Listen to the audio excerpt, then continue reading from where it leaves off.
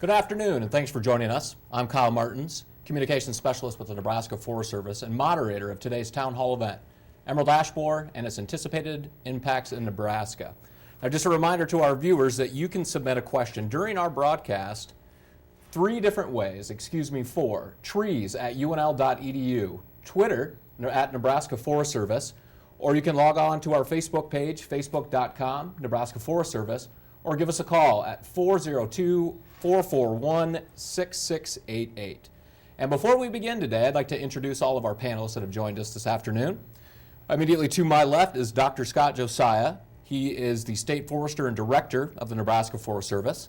Dr. Mark Harrell, he's the Forest Health Program Leader with the Nebraska Forest Service. Lynn Johnson, Director of Lincoln Parks and Recreation Department. Thanks for being here. And Eric Gerard, City Lobbyist with the City of Lincoln. Gentlemen, thank you all for joining us.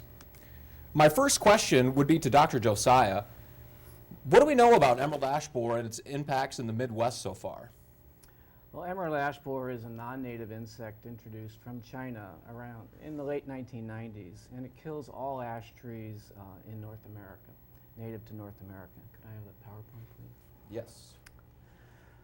So it's a small metallic green-colored bug, actually kind of a pretty little insect, about the size of a dime, and it feeds in the upper limbs and upper canopy of ash trees, and lays its eggs in the bark of trees, of these ash trees. And once these eggs hatch, the larva, which you see in the lower picture, burrows down into the tree itself and under the bark and kills the tree by tunneling under the bark. So emerald ash borer, again, was found, or it's introduced sometime in the late 1990s. It was found in 2002 in Detroit, Michigan, and quickly began spreading throughout Michigan. By 2005, the insect was throughout Michigan and several other states and provinces in Canada. By 2007, as you can see on the map, it was through a number of north central states. 8 years later, 2015, it's in 25 different states. That map doesn't show, but it's now in Arkansas and Louisiana. The take-home point there is that it's in Iowa, Missouri, Kansas, and Colorado. It's basically on 3 borders of Nebraska, so it is literally all around us. It's not yet been found in Nebraska. After repeated attempts, we still have not found it. That doesn't mean it's not here, but it certainly is all around us. This is what we call the death curve amongst foresters, but basically it demonstrates how fast these populations of beetles grow once they're introduced into an area. At first, the first couple of years after introduction, they stay at moderately low populations, just feeding on the tops of ash trees, and don't really multiply that quickly, but they start building up numbers gradually. And then around year 5 or 6, they really start to expand their populations. And then it goes exponential. By year 8 through 12 or 13, they grow at an exponential rate. Basically, it's a population explosion. Generally, it's very hard to find these insects during the first 4 or 5 years after introduction. They're just at low population levels. And I think that's where we're at right now. We are not able to detect it because they're at low population levels. But we're right at that stage that if we do find it in the next year or 2, we're already entering that stage of exponential growth. And when that happens, within 5 to 7 years, most of the ash trees in that community will die. So it concentrates, the take-home message here is that it concentrates the costs into a very short period of time. Lots and lots of trees die. It overwhelms city budgets, and it overwhelms the capacity to deal with that many dead trees. Okay, so some of the financial implications of emerald ash borer on Nebraska communities. We have about 900,000 estimated number of ash trees in cities and towns statewide. To remove those, dispose of, and replace the public ash trees, those on public rights of way and city parks, is about $275 million.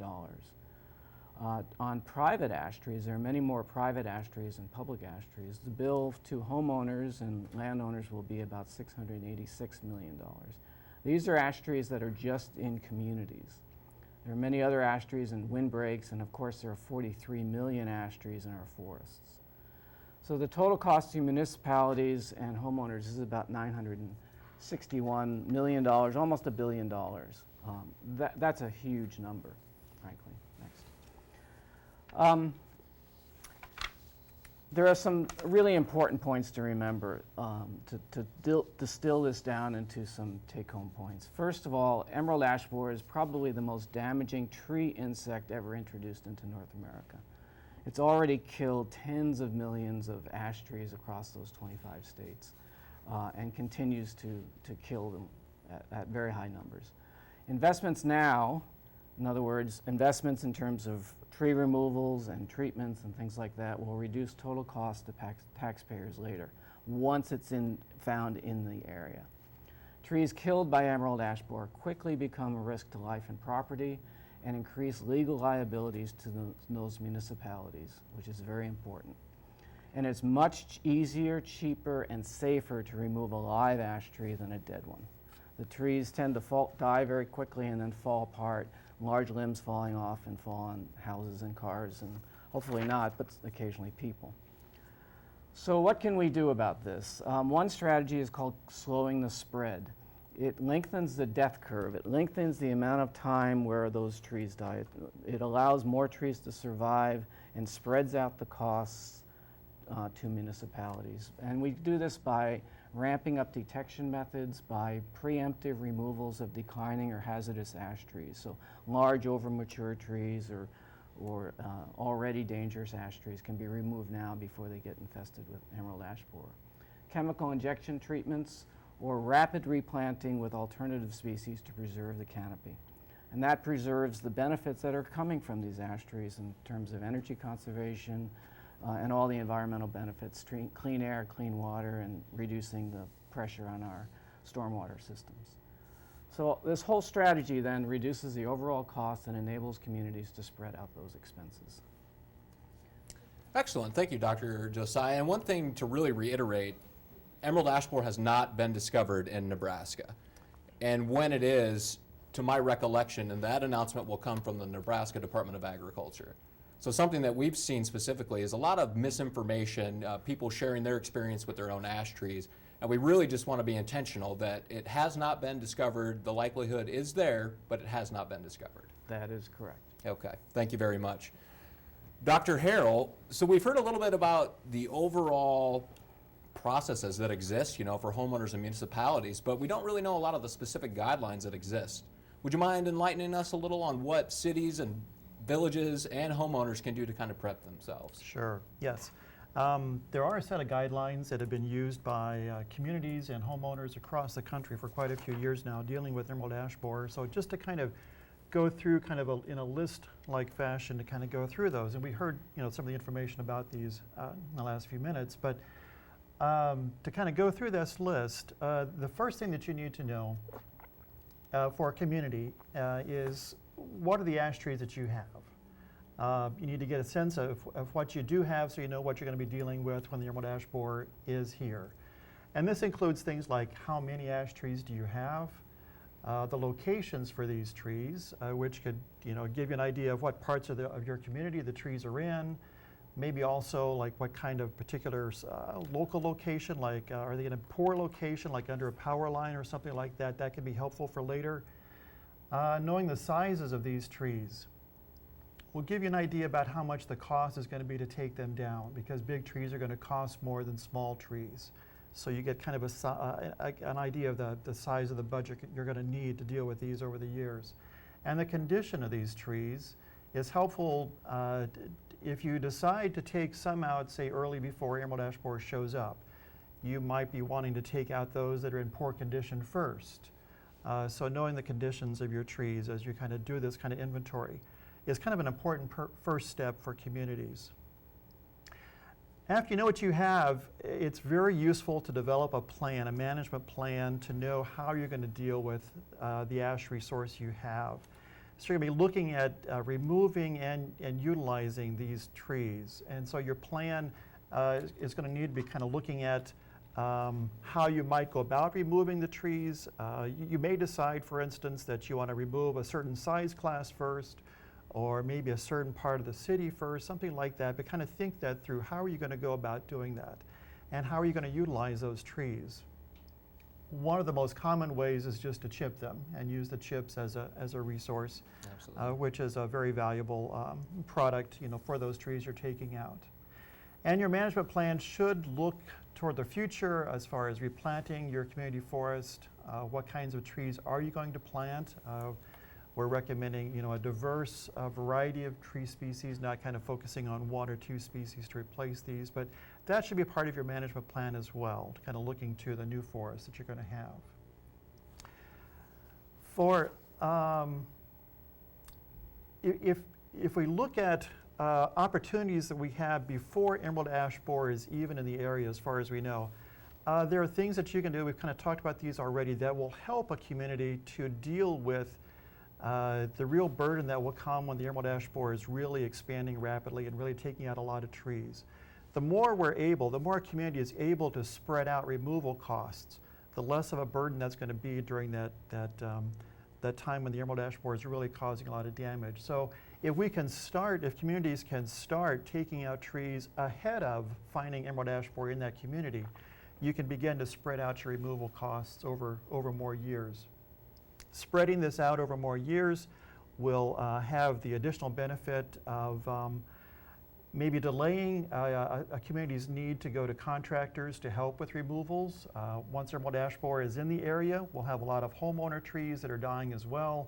So the supply and demand will affect the cost of removing trees. So if we can get a lot of trees taken out before emerald ash borer shows up, then we're ahead of the game as far as trying to get some of those costs taken care of early. Absolutely. Once emerald ash borer is in the area, there are additional ways that we can sort of slow the progression of the insect across the community. One way is to use chemical treatments that will extend the lives of trees that you may already be planning to remove, but that is a feasible way of sort of managing this death curve that we've talked about. If you're able to spread that out by delaying the death of some of these trees, then that'll help you spread out removal costs and the lower contractor costs if you need those. If you do have high value trees in your community, then there are insecticide treatments that are effective. A guideline that is commonly used is to look at whether the insect has been found within 15 miles of the location of those trees you're thinking about treating. That guideline is used to kind of help us know that the likelihood of emerald ash borer is high enough in those trees that you'll get some value out of your treatment. Because basically, if the emerald ash borer is not known to be even within 15 miles of where these trees are that you're thinking about treating, if it's not known to be within that area, then the chance that those trees could be infested by that and be hurt by that are really pretty low. So you're really using a product that is not really giving you any value if it's beyond that 15 miles. That's a guideline that's commonly used across the country. Yeah, and one thing to mention is, a lot of these resources about what insecticides and treatments you'd want to use, that's all information that's already available for anyone, be that a community or a landowner for that matter, on our website. We have a newly launched emerald ash borer website that's eabne.info. All of the information that Dr. Josiah and Dr. Harrell have discussed so far available at that link when you need it. That's great. Yeah, thanks. That is true.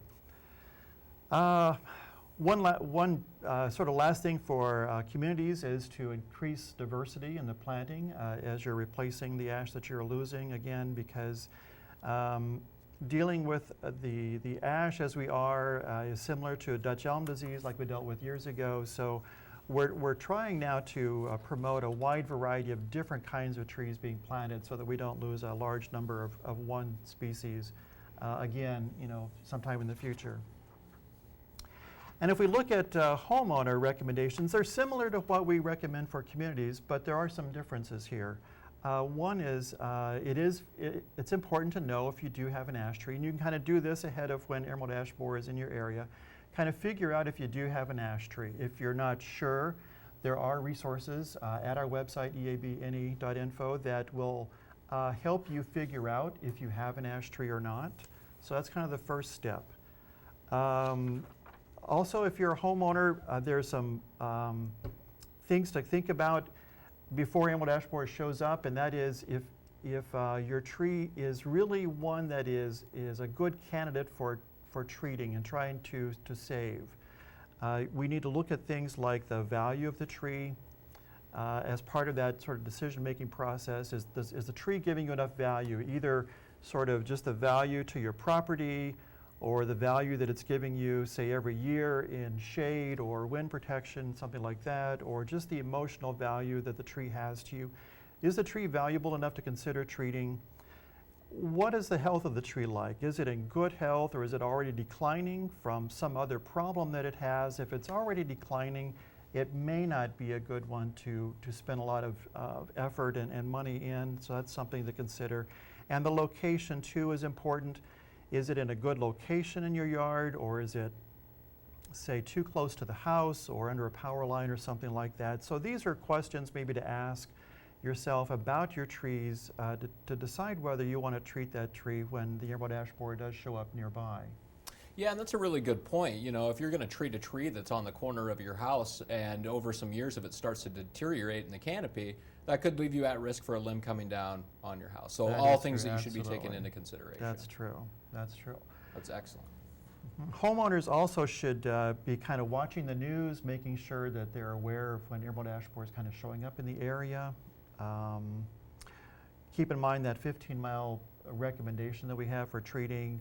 If you've got a tree that you need to have removed or treated, it's often a good idea to hire a certified arborist to do that, because they have products available that are actually more effective than what homeowners can use. And then again, we have our website that has more information. Okay.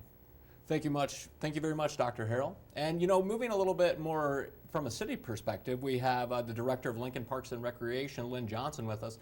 Lynn, can you tell us a little bit about something that Lincoln's doing that could serve as maybe a template for some of these other communities and villages in Nebraska? Yeah, Kyle, I'd be happy to talk a little bit about kind of the process that we've been through. One of the things that we did very early on is once we knew that emerald ash borer was going to be a potential threat, we discontinued planting ash trees in the community, and that probably happened 8 or 9 years ago. So ash tree is no longer one of the approved, either our street trees or one of the approved trees for planting on streets or along streets or in parks anymore in Lincoln. One of the next things we did, as was suggested, is we went through and we've identified all of the public ash trees in Lincoln. And so we now know that we've got about 12,000 ash trees that are street trees in Lincoln, and about another 2,000 ash trees that are in our parks in Lincoln. And that's out of about a total of about 130,000 trees. One of the efforts that we're currently involved in is actually going in and physically mapping the locations of every one of those ash street trees and ash park trees, and entering those into our asset management system, so that when we get to the point that we're starting to manage those trees during emerald ash borer infestation, that we know exactly where they're at. And for example, if we've identified trees that we're going to be treating, we know exactly which trees we're treating and when they've been treated. And we'll also then be able to track, as we're doing replacement, we'll know what was planted and when. We've started to identify some of the value of the trees, as was suggested, that just like a homeowner, we want to take into consideration, are those trees in a great location? It's one that we'd want to think about preserving over a longer period of time. Or is it a tree that's in poor condition or failing condition? And in those instances, we are preemptively going in, and we're much more proactive about removing ash trees at this point. So if we identify an ash tree that is in poor condition or failing condition, or if it's under a power line, if it's a tree that we might have at one time left in place for a few more years, at this point we're going ahead and taking it down. Last year, for example, we took down 200 ash trees along streets. So we're trying to be much more proactive. As been suggested, we want to get those trees down now so that we aren't having to deal with them in the future. We have talked about and we've identified our management strategy at this point, and our management strategy is going to be a combination of treatment of a portion of the trees so that we can spread out the period during which we're going to be removing trees, and then we will be removing trees and replanting. We are having conversations at this point about how do we manage all that wood waste, because there's going to be a tremendous volume of tree waste that in the community as ash trees are coming down. And we don't have a complete strategy at this point, but at least we're starting to talk about that. As was suggested, replanting is going to be critical. So it's our goal to replant on at least a one-for-one basis all those ash trees as they come down. And we definitely want to be diversifying our street tree population as we're replanting. I think one of the challenges that we have in Lincoln that other communities may be experiencing as well is after Dutch elm disease came through, ash was a great candidate. It was native, it was hardy, it grew fast, it was a high quality tree. So we have a lot of ash trees out there, and we want to try to avoid that same problem in the future. We also, part of our management plan, and we know that in Lincoln, because we're going to be taking down such a significant number of trees, we're going to have a good public education and outreach effort. We're going to have to make sure we're communicating effectively with the community so they understand what we're doing. We have done a projection of the cost, and it's about $29.1 million over about a 15-year period. That's about double our forestry budget as it is today. So we're going to have to, in fact, it's more than double. We're going to have to identify some additional resources. We are beginning to work with our Community Forestry Advisory Board on developing policies. And at this point, the policies that we've identified is we want to put in place some guidelines for identification of high-value trees. We also want to have some policies in place that help us identify, as we go in and treat trees, what criteria do we use to select the trees that are treated to extend their life for a period of time before we go in and remove them in the future. We think, and we're not certain about this, we've looked at other communities and they've developed an Adopt an Ash Tree program, for example, where residents can pay to have the trees that are either on their street or perhaps in a park treated over time. And we're looking at that possibility as well.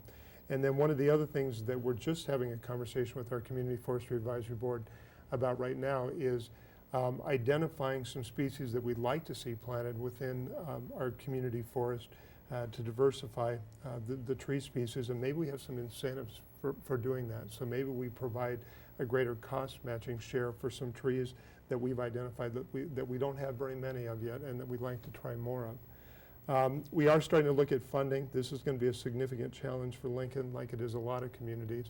And we're looking at a number of options. It could be a property tax increase. It may be that on an annual basis, we just need to increase the property tax a little bit to provide that annualized funding that we're going to need. Could be a bond issue. It might be that we go to the voters and ask for them to approve a bond issue that would provide the funding for the management plan. One of the tools that the Nebraska legislature recently gave municipalities is local option sales tax. So that might be a possibility, is talking to the voters about the possibility of a minor increase in the sales tax rate in Lincoln and then using the proceeds from that to do tree removal. I know that Eric is going to talk a little bit about this, but if the Nebraska Tree Recovery Act was funded, there would then be some state grant funds that could potentially be available that we and other communities could apply for. And then one thing that we don't want to forget, and we talked about this pretty often, is that we know that there's going to be a lot of trees on private property out there, and some of those trees are going to be on private property of low-income property owners, and they're going to probably need some financial assistance to be able to take those trees down and appropriately respond so that we don't have hazardous trees in neighborhoods just because somebody doesn't have the financial means to remove them. So that's part of kind of our thinking about funding, but also some of our thinking about policy development as well. So there's a lot of options available, you know, for the city of Lincoln, a lot of things that you've been pursuing for a number of years, trying to be as proactive as you can. So to a community that maybe hasn't really thought about their ash tree population, what's a good first step? Yeah, I think that probably those first two things is one, and hopefully they aren't doing this anymore, but just stopping planting ash trees so that they aren't increasing their population at all. The second would be to go out and identify the ash trees in the community. And I know the Nebraska Forest Service has and can certainly help with that as well, to try to just get an understanding of how large the problem is. And then after that, one of the things that we would love to do right now, because financially we're not able to be as proactive as I think we'd like to be, but the more ash trees that can be taken down and replaced before emerald ash borer gets here, I think the better, because that reduces the number of trees that are going to have to be responded to in, as Dr. Josiah said, a very brief period of time, really. Yeah, and also to Dr. Harrell's comment, supply and demand. If there's a limited amount of contractors that are available to take down these trees, the cost is inevitably going to go up. Absolutely. Well, thank you, Mr. Johnson. So Absolutely. We've heard about a citywide view. You know, moving to state level, we have Eric Girard, city lobbyist with Lincoln. Can you tell us a little bit about the activities that have been going on in the unicameral, maybe this year and in years past? Sure. I'll actually start with last year, and feel free, anyone else can jump in because we've all kind of worked together on the EAB issue at the legislature. But last year in 2015, LB 461 was introduced by Senator Patty Pansing-Brooks, a Lincoln senator, and she's really become a champion, and I think that's really helpful for us at the legislature, is to have somebody who's championing the issue. LB 461, as Lynn alluded to, would have reinstated the Tree Recovery Act, which is already in state statute. It's just not currently being funded. So what this bill, what it sought to do, was to appropriate $3 million annually to the Nebraska Forest Service, and municipalities would apply for this grant, and it would be a matching fund. So municipalities in the state would be putting 50-50 on the line. Unfortunately, it didn't pass last year, and it carried over into this year. The legislature works in 2-year sessions, so we're in the second year. So the bill was still alive going into this year. Scott, Josiah, and I had some conversations with members of Appropriations, and that's where the bill went through, was the Appropriations Committee. Unfortunately, we met with the chair, who's been helpful, and I think wants to see something done on this issue. But there's a number of budget shortfalls this year, and that's kind of the message we received. Because EAB is not here yet, it's tough for us to act on this when we have a number of other state priorities, which is tough after hearing some of the information about how it's most beneficial to be proactive about this and we save money in the long run. I think every member of Appropriations ultimately got that message, and we didn't get a whole lot of pushback about that, but the fact that it's not here made it very difficult for them to actually take action on it. In fact, earlier this week they just passed the budget bills, and it wasn't a part of the budget bills, which it would have had to have been a part of. So I guess that's kind of disappointing news to convey, but it's not surprising. We kind of, going into it, knew it was going to be, it would take time to educate the senators. And in fact, last year, when Scott and I started meeting with senators, almost none of the senators had heard of the issue, and I think at this point they're all well versed. The media has done a great job covering it, about what's going to happen in Nebraska, and I think that's been helpful when we go in now to meet with senators. They know about the issue, they know us for the most part. In fact, some senators are sick and tired of hearing about trees from me, but it's definitely an issue that's here. So unfortunately, LB 461 did not advance and won't advance this session. So I guess that brings me to the 2017-2018 legislative session. I can say with certainty that we'll try to find a bill to introduce, and I think Senator Pansing-Brooks, again, has been very helpful, and I think wants to do what she can to help us on that issue. We're waiting to get through this session before we start really planning as to what that could look like going into the 2017 legislative session. But I guess we're open to feedback from other communities if they have ideas on how this can be attacked at the state legislature. I mean, I think funding is the biggest issue that can be beneficial to communities, but like I said, we're open to any idea that we think is possible. The other thing is, as much as possible, if municipalities can contact their state senators and let them know this is an issue that we're going to have to deal with. I know we've briefed our Lincoln senators a number of times on the issue, but again, the more times the senators can hear about this, they know how devastating the issue is and how important the issue is. So I would say LB 461 had no opponents. I mean, I don't know who would oppose this, but I mean, it was mainly supporters, and again, the senators seemed sympathetic and understanding, but just weren't able to do anything during this legislative session.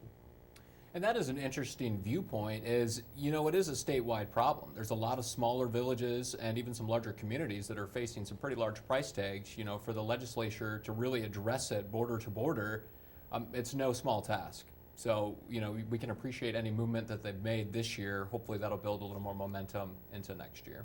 Sure. Thank you, Mr. Gerard. Yeah. So before we begin answering questions from our viewers, I would like to turn it back to Dr. Josiah for some closing thoughts about emerald ash borer. And really, what are some of the underlying issues that surround being proactive, both as a community and both as a state? Well, thanks, Kyle. I think we're all in agreement that, and anybody that has had any interaction at all with emerald ash borer, that this is a really serious problem, and this is going to cost the state and communities and homeowners and landowners a lot of money.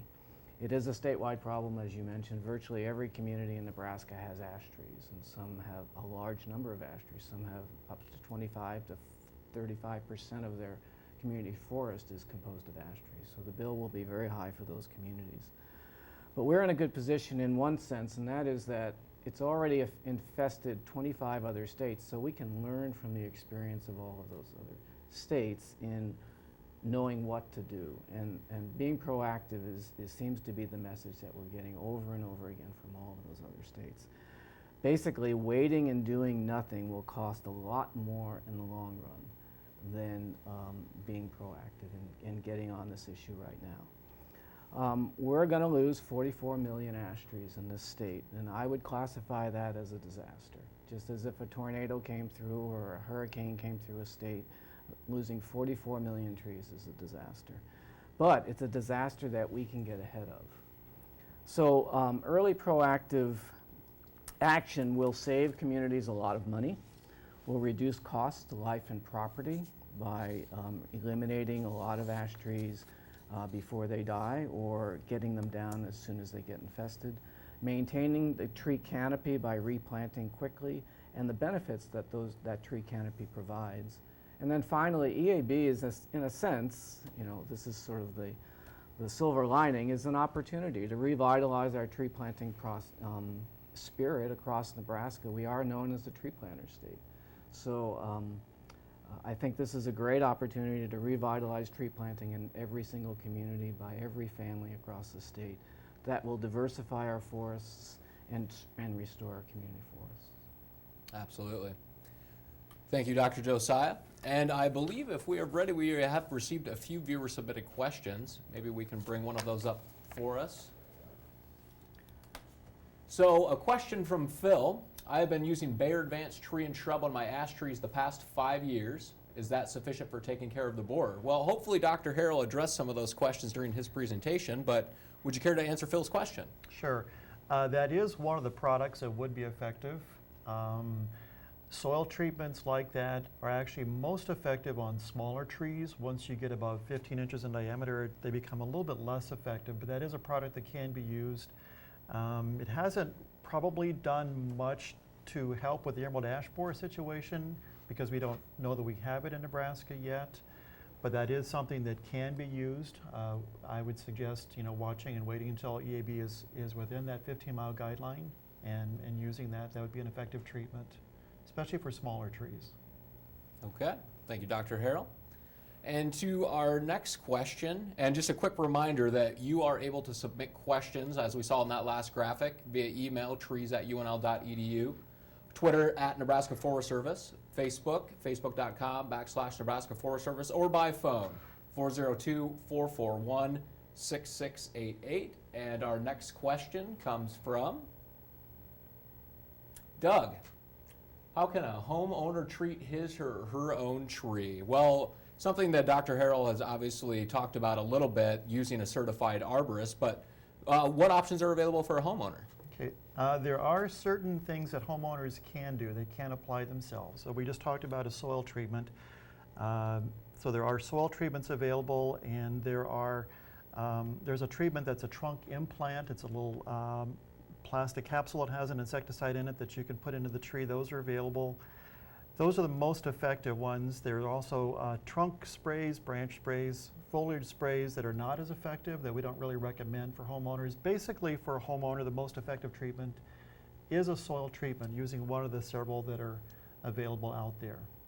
Okay. But there are other products that homeowners can't use that are more effective that an arborist would be able to have access to and be able to use. And that, again, goes to some of those resources that are available at Online. eabne.info.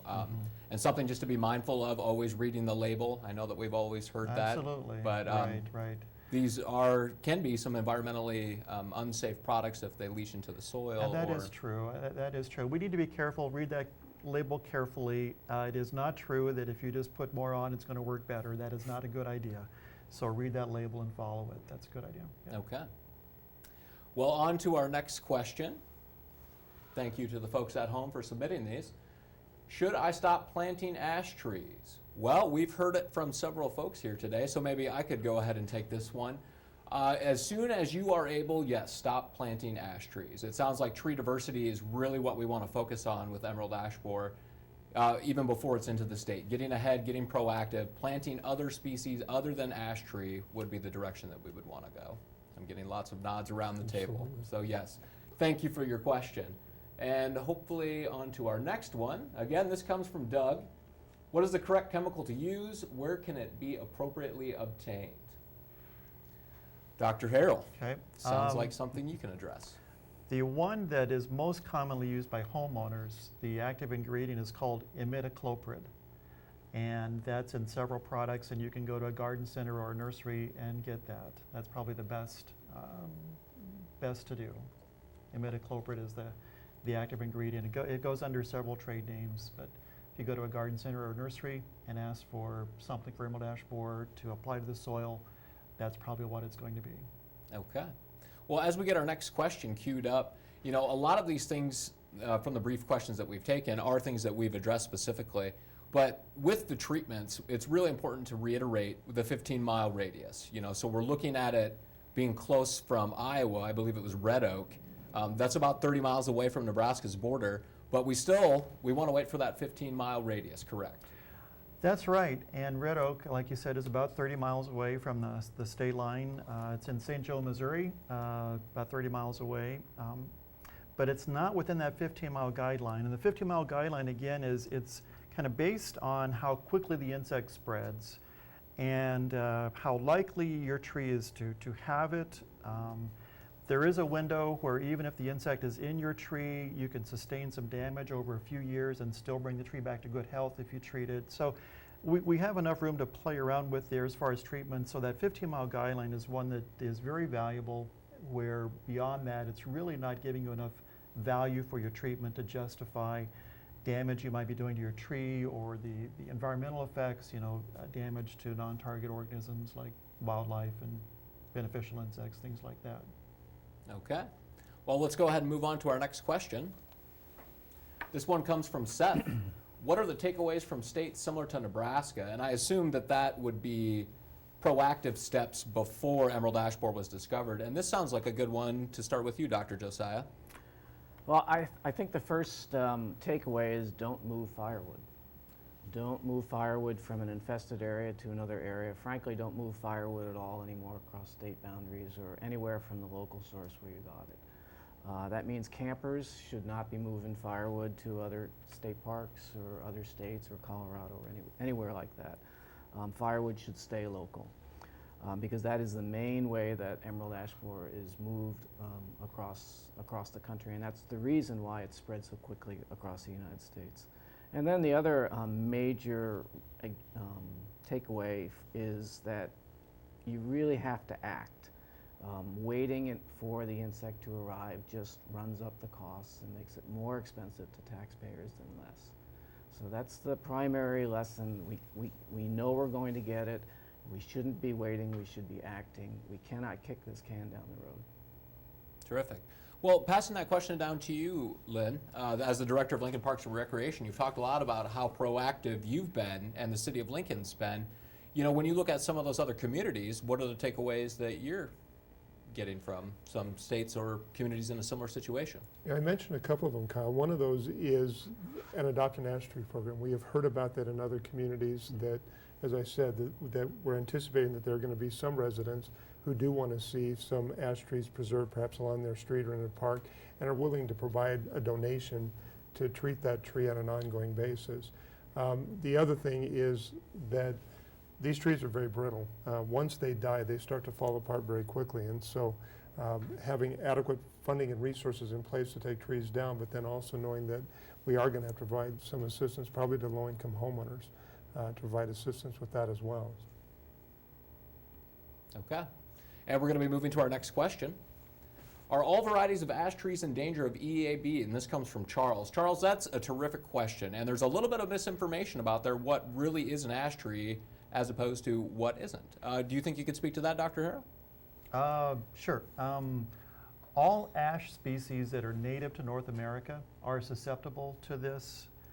Green ash is the most susceptible, the one that's going to die the most easily, the most quickly. white ash, which includes our autumn purple ash, is quite susceptible, but a little bit less than green ash. There are other kinds of ash. I don't even know all of them, blue, black, a few other ash Mountain species. ash is the one that comes to And mind. mountain ash is different. Mountain ash is not a true ash species, so it is not susceptible. It's got ash in the name, but it's not really an ash tree. So mountain ash is not susceptible to it. Okay. But all the ash native to North America are susceptible to some degree and would likely be killed by it over time. Okay, thank you. And Charles, just a little more information for you. If you would like more about what species are at risk, that's information, eabne.info. And on to our next question. If we have that ready. This one comes from Brian. Is one treatment good for the life of the tree? If not, how many treatments would you need? Dr. Harrell? One treatment is not enough. It's the kind of thing that trees need to be treated on a regular basis. And the interval is basically 1 or 2 years for a tree that you're going to want to save. And it depends on the product that you use. Some products are effective for a little bit longer. Those tend to be the ones that cost a little bit more, but they are more effective and last longer. Most of the products really only work for about 1 year.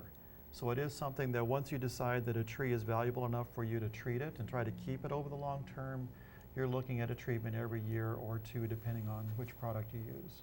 Okay. Well, just a few more questions before we close up the town hall today. Let's go ahead and go to our next question.